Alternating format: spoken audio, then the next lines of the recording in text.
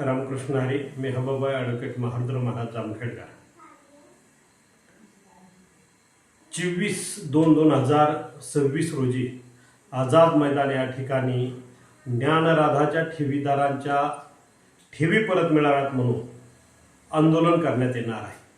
त्या आंदोलनाला मी पूर्ण पाठिंबा देतो आणि मी सुद्धा 24/2/2026 ते 28 तारखेपर्यंत या काळात मुंबई या ठिकाणी परंतु मंत्रालयामध्ये 50 ते 100 सहकारी घेऊन वेगवेगळे मंत्र्यांकडे काम आहे असं दाखवून मंत्रालयामध्ये आम्ही प्रवेश करणार आणि प्रत्येक मंत्र्याच्या दारात टाळ वाजवत बसणार आहेत. आम्ही प्रत्येकजण एक एक टाळ घेऊन जाणार आहोत.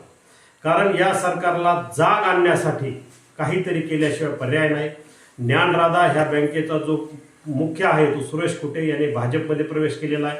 याला जो प्रवेश दिलेला आहे तो या मुख्यमंत्र्यांनी दिलेला आहे आणि याला फडणवीसच जिम्मेदार आहेत. सुरेश कुटेला ज्यांनी फसवलंय ती सुद्धा देवेंद्र फडणवीस साहेब यांचेच सहकारी आणि भाजपचीच लोक आहेत.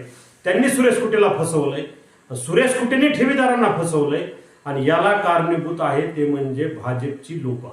आणि या भ्रष्ट भाजपच्या लोकांना वाचवण्याचं काम देवेंद्र फडणवीस करतात.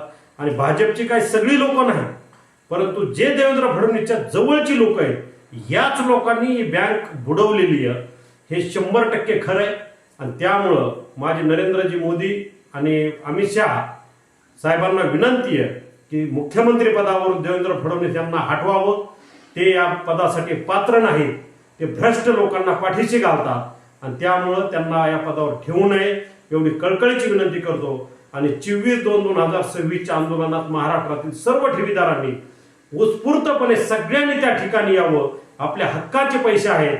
कितीतरी लोकांचा आजारपण आहे, कितीतरी मुलांची लग्न आहेत, मुलींची लग्न आहेत, कितीतरी लोकांनी आत्महत्या केल्या, कितीतरी लोक या धक्क्याने मयत झाले. याला सर्व लोकांना जबाबदार सुरेश कुटे, भाजपची सुरेश कुटेला फसवणारी लोक आणि यांना वाचवणारे देवेंद्र फडणवीस आहेत.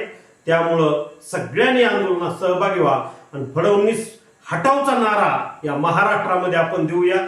जोपर्यंत फडणवीस मुख्यमंत्री पदावरून हटवलं जात नाही तोपर्यंत हे आंदोलन बंद करायचं नाही. आपले पैसे मिळत नाहीत तोपर्यंत बंद करायचं नाही. रामकृष्ण.